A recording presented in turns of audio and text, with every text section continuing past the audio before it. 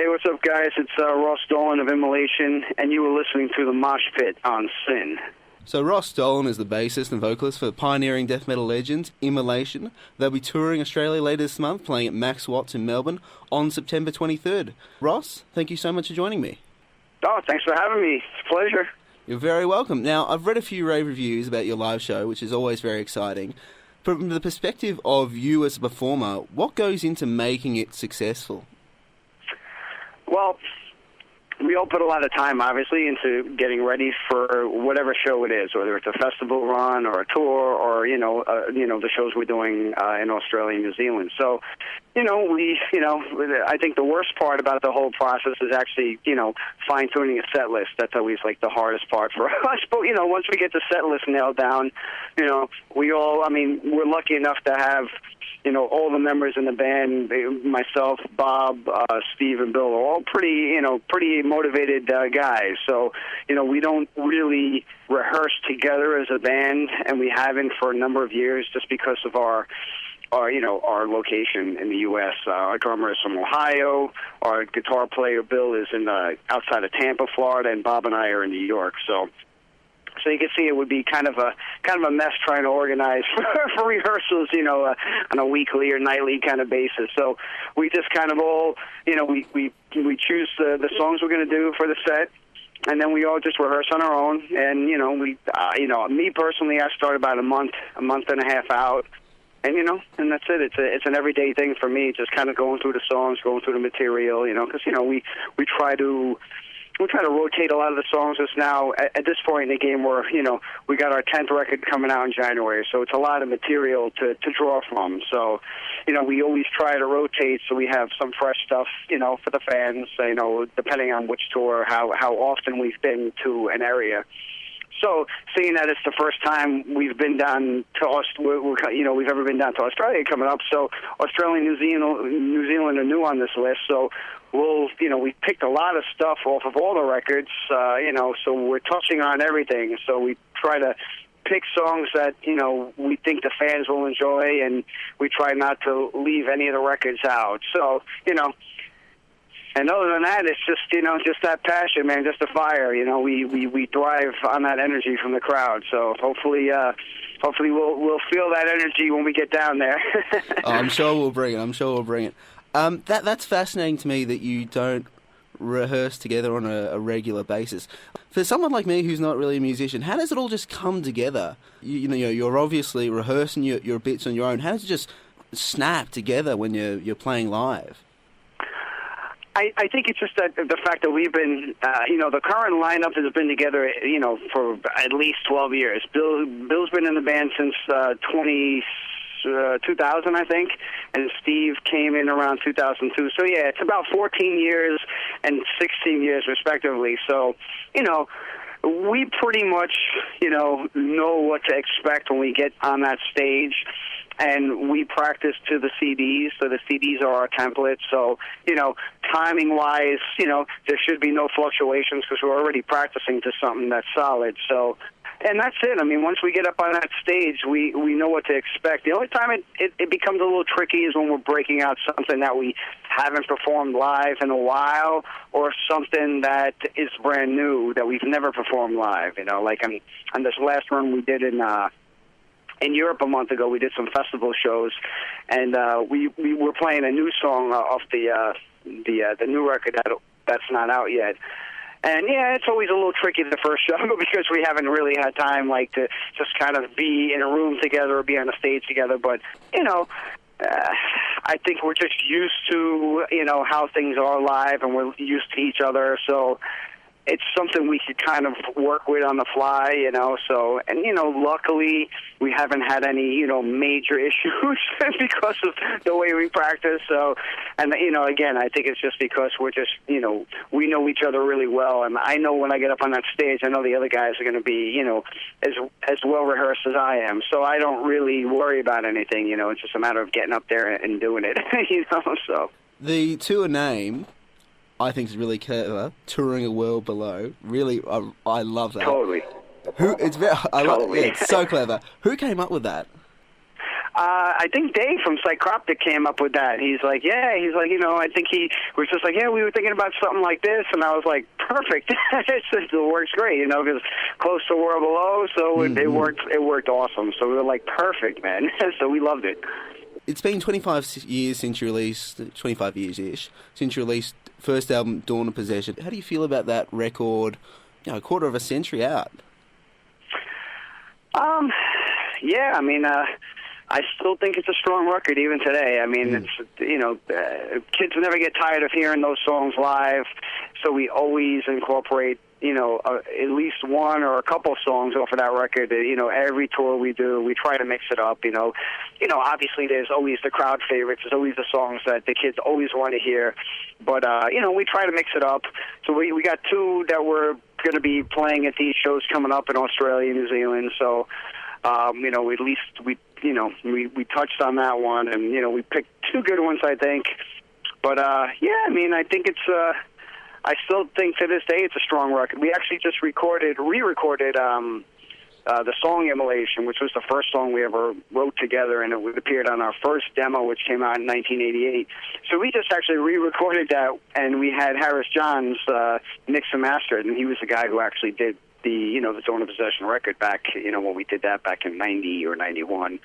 So he actually did that song, and that's going to be just like a limited release on for Decibel magazine. They do like a flexi disc series. So we just did that, during the session, and that was, kind of a fun thing to do. But, playing like that song now, even though it came 28 years ago, it's still, I still think it's a strong song. It's a very powerful song, and I think it's if it was something that we wrote today, I think it would appear on our records today, because I think it's, it's still a solid one. So, yeah, and I'm just, I think we're all just, excited and happy that, the fans still, regard that highly, in their death metal catalog, in their collection. So that's cool for us, very cool.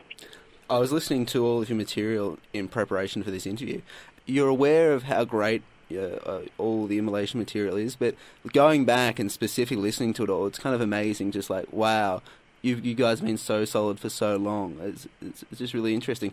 But for someone like me who, has only been on this earth for less time than Dawn of Possession has been out, and who only got into heavy metal less than 10 years ago, it's always been fascinating how extreme music came about, how we went from not extreme music 30, 40 years ago, whatever, to this incredibly heavy, aggressive kind of styles. Could you talk a little bit about your experience sort of in the mid to late 80s and sort of it really coming into fruition? Sure. And that's a really good question, because there was kind of like a natural evolution, and for me and, the other guys, well, at least for Bob, because I know Bob and I are the older guys in the band. Steve and Bill, they're in their 40s as well, but they're a little bit younger than us. So, we were there, probably around mid-'80s. I was, going to shows, and, my first concert was Dio back in, I think, 1983 or 1984. It was the Last in Line tour. So that was, like, my first introduction to, like, metal, you know what I'm saying, in a live, venue, So that was, for me, it was just mind-blowing. So,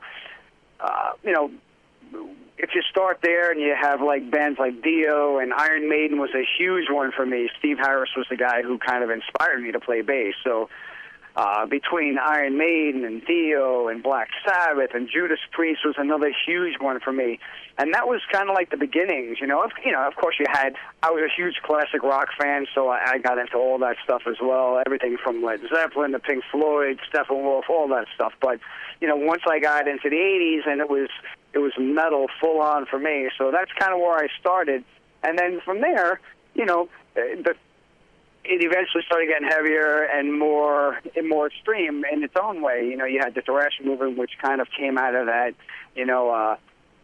power metal and thrash and all that stuff kind of came after the Maidens and the Priests, and it was kind of a natural evolution. And then you had like some of the darker bands that started to kind of pop up, like Slayer, and you had Early Destruction, like Sentence of Death, Infernal Overkill era. You had Creator with Endless Pain and Pleasure to Kill. Those two had Flag of Hate, like just great albums. Early Sodom. You had Possessed from the Bay Area, which was one of the bands that really kind of inspired us. Just that they just took that ball and they just ran with it even further than all the other bands. So so between Slayer and Creator, Destruction, all these bands, you saw that thrash was kind of taking on a darker tone and getting even more savage. And I think from there, what bands like us did is just take that cue and just took it a step further. So it is kind of a normal progression from where it started, but it is cool the way it just kind of just kept getting more extreme and darker and heavier. And we were always about the darker music, the heavier, more sinister sounding music, the music that had feeling and it was haunting, and that's kind of what we latched onto, and it was just it took us a while to kind of fine tune, where we were going and what we wanted to create. It took us a number of albums actually. It took us about 3 or 4 records, but I think first record is hard to judge because it's your first record. There's nothing prior to that. It's the second record that's the challenging one because now we had to kind of take, work off that template we laid down on the first record and kind of take it from there. And we kind of went through our, I think Here and After and the third album were definitely wackier, more progressive sounding in certain ways. But I think once we hit the fourth album, we kind of locked it in, and from that point forward, I think we kind of knew exactly what we wanted to convey through our music, and what feelings we wanted to, throw in there and just kind of reach out to people with. So, yeah, it was definitely a natural progression, I would say, and it was definitely a unique time back then, pre-internet and all that stuff. So, when I talk to younger guys like you and we talk about that, I'm like, yeah, there was no internet back then, so there was no downloading, no digital files. I mean, you actually had to work hard to get your music. You had to write bands, write letters, and send them out and wait weeks, sometimes months before you got a reply, before you got your demo tape in the mail, your cassette tape, not a digital file. So, and I had a number of pen pals from Australia that I wrote to, and New Zealand. So yeah, it was a very cool time. So. Yeah, I've seen some documentaries, or however you want to phrase it, and read some stuff about it. And it's kind of incredible the infrastructure that was sort of created itself. The idea of having contacts all over the world, and people would put in magazines, hey, I want this tape, I'll trade you this tape. It's almost like the internet kind of existed in a kind of beta phase almost. Yeah, it did, and it was primarily word of mouth. I mean, you heard about bands either through your friends, or if you had, what we used to have here is you used to have some of the big, professional print magazines, they were metal magazines, but they didn't really have any like extreme stuff. It was mostly popular stuff, but they always have like sections at the end where you'd have a pen pal section, and there'd be a bunch of people from all over the world would write, and they'd say, hey, these are the bands I'm into. So you had that option. You could always write to people and exchange cassette tapes or demos. There was also tape traders back then, which would just random people all over the world who would have just massive collections of demos. And you would write to these guys, and some of them you would just send them a blank tape and postage, and you just tell them, hey, I'm into whatever. I'm into Creator, Morbid Angel, Necrophagia, whatever, and they would send you back a tape with, maybe demo stuff from those bands. They'd send you other stuff. So it was a very cool way to kind of network and to learn about new music, and also, make friends along the way. I had pen pals all over the world that, and I still have, like, boxes of mail in my attic, from back then. So it was very cool. It was exciting, too, And then I think the other means to discover new music was also through fanzines. Fanzines were just imperative back then, the old school black and white fanzines that you would just, pick up at the local record store, or, you'd find at a show someone was selling them. And, you'd look in these fanzines and you'd see interviews with all these bands you never heard of, and they would always, include a mailing address at the end of the interview. So, if you liked what you read and, you decided it was something you wanted to check out, you'd write to them. You'd send them a couple of dollars, and, you get your demo back, and, then you were a fan. So, yeah, it was very cool, and it was, it was definitely pre-internet. But yeah, it is kind of amazing how that worked. It was global. I mean, everywhere. We got letters from everywhere. It was insane. Like, you're the first kind of pioneer band I think I've really interviewed, so it's kind of a big deal, a big sort of deal for me.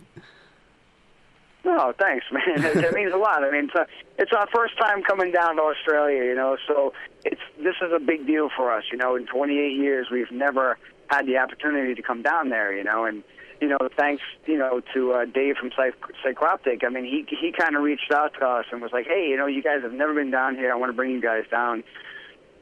So we were like, yeah. So, it's like, let's make it happen. And, it was a long process. I mean, the visa application process was kind of long and daunting, but, we got through it in one piece.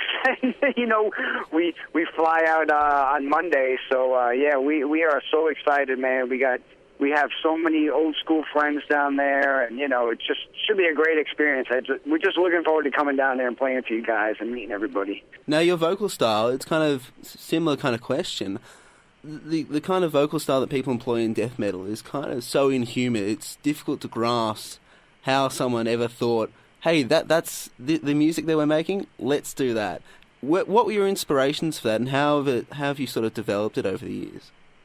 Well, yeah, it's another cool question, because it's something I don't really think about. But honestly, back when we were mentioning like some of those earlier thrash bands that started to just kind of get darker and heavier and more savage, I always liked, I mean, listen, I love the typical heavy metal vocals, Rob Halford, Bruce Dickinson, even earlier Paul Di'Anno. I love that stuff, Queensryche.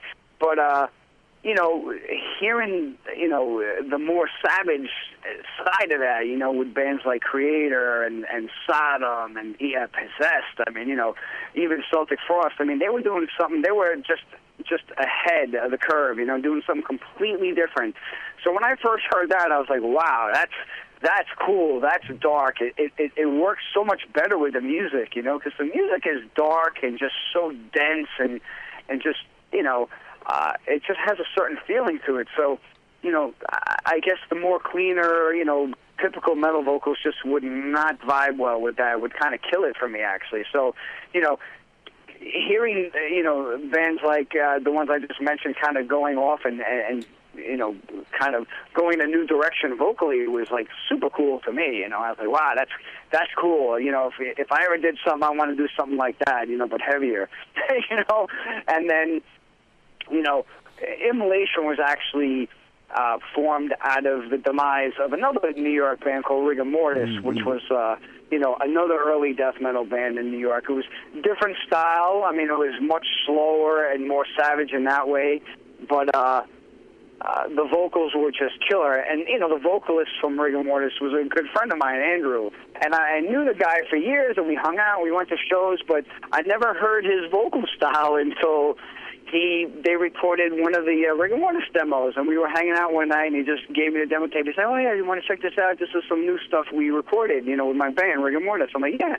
And I heard his vocals. I was like, wow, dude. I said, that is heavy as hell, That's exactly what, kind of like what I want to do. So, so it was, that was all the inspiration and the drive, that's all it took was for me to hear stuff like that and to say, okay. But, when we started, it took me a while for my vocals to get to where they are now. I mean, they weren't as heavy in the beginning. I mean, they were still raspy and sick and, but they weren't, I don't think they were as deep as they are now. That kind of came over time, It took me a couple of years before I started getting to that place, but, But I always loved that heavier vocal style, and any bands that had those just sick, heavy vocals back then, I was like, I was just instantly a fan of, One last question on the history of the band. Going through the albums, obviously you see the record covers, and one thing I noticed was the band logo changed from the second to the third album, I think. What was kind of the impetus for that decision? Well, I mean, we love the old logo, and we still use it. It usually makes an appearance inside the booklet. It's always on our merchandise. So we still use the old logo. Back then, we just felt that, okay, the old logo is cool, but we're going to do something more just spot on so people can see it and understand it and read it right away. Because, there would be people that we knew who, weren't huge fans of the music, but they'd say, oh, that's cool. What is that? What does that say? It's just like, wow, that's kind of rough, You can't read that. So we decided, okay, let's do a more simplified version of the logo just for the cover. And honestly, that wasn't the only reason. The main reason was that a lot of times the way our old logo was, the way it was designed, it takes up a lot of the artwork. So when you're dealing with just, a cover like on a vinyl or even a CD, you want the artwork to shine, and you don't want it to be, you don't want anything to take away from that, And our logo, unfortunately, just the way it's set up, it's either going to be way too big on the cover or way too small. So that was an issue we were having with a lot of releases, and we still mock up the album covers with both the old and the newer logo. We did that with Kingdom, we did that with Majesty and Decay, we did that with a bunch of the later releases, and it just didn't look right. It just looked a little weird. So we were just like, all right, let's just use the text logo. It's simple, it works. People will read it, they know what it is, and they'll get the old school logo on the merchandise and inside the booklet. So that makes a lot of sense. So that's it. Yeah, so we get a lot of slack from that. Some people give us slack about that, but it's all in good fun. I mean, they understand. They're just like the bus balls. Our fans are great like that. So. Now, your last album, Kingdom of Conspiracy, was your first concept album. Maybe this is a question sort of more generally, or maybe in this current political climate. But do you see that kind of eventuality in America's future? Is it something you fear, or something you just see hints of, and you that's what inspired you? Listen, I think anybody who just takes a hard look at the world we live in and the way things are going, and I don't care what part of the planet you live, where you live. I mean, it's everything seems to be going in a very negative direction, and that's what that album was about. It was inspired by George Orwell's 1984, but we see a lot of stuff that he was kind of foreshadowing back then happening now, and it is happening, and it is, it is a reality, unfortunately, and I see this every day. You look at the news, you read news articles, and we're not a political band, so there was a fine line with that album between not crossing that line into the political realm. Because I'm not I don't like politics, and we never were a political band. But there's ways to kind of get your point across, without being overly political, and that was the challenge with that record, and I think we did a good job. I didn't want people to think we were getting political with that one, because we really weren't, but we were just commenting on our world and the things we see happening around us, and the great disappointment at a lot of these things happening right in front of our eyes. And I don't care where you're from. I think everybody kind of sees it, and we've had a lot of people after that album came out actually come up to us at shows and have written emails to us and have thanked us for actually, diving into that realm, and we have touched on that for years, but it's been very subtle and very much under the radar. I think lyrically the band took a huge shift in that direction after 9/11. And we I think Unholy Cult was the first album that we started dealing with a lot of real-world problems and started, focusing less on, the impact of religion on the world, which is kind of what we wrote about for the first number of records, and it's all part of the same. It's all part of the same thing. It's all about control and that type of thing. So, I think we pretty much said as much as we could about our feelings on religion, and I think once Unholy Cult came out, we started going in a completely different direction, which I think was even darker because it explored a lot of the darkness that we have within all of us, the darkness that exists in the world presently, in the past, and, hopefully not in the future, but, that's kind of, where we were at, and 9/11 was kind of like the catalyst for that, because we were there, we saw it, Bob and I went down there like a couple of days after that happened, and we just saw it, and it was like nothing I've ever experienced before, so that kind of had a profound impact on us, in a lot of ways. So yeah, I mean, our lyrical direction kind of shifted, and I think Kingdom was, I guess, a culmination of all those earlier, efforts since Unholy Cult, and again, it's not something new. We touched on it heavily with the Providence EP. We touched on it a lot with Majesty and the K. Just that Kingdom, it was just more to the point, and conceptually, I think it, kind of enveloped the entire record. So it was our first concept record, like you said, in that it all dealt with, a similar theme, And the new record is similar to that as well. I wouldn't say it's a concept record, but it kind of continues, I guess, lyrically and thematically in that same direction, encompassing like all the elements that we touched on, with the last couple of records. So lyrically, you can expect it's similar, for the new one. Last thing we're going to touch on, new record, process, details, anything you want to talk about in regards to that? Sure, the new record's just about done. We're listening to mixes now. We're up to, mix number 8. So I think by the end of this week, we will have that nailed down. So it's done, 11 new songs. It'll be out in January, from what Nuclear Blast tells me. So end of January, it'll be out.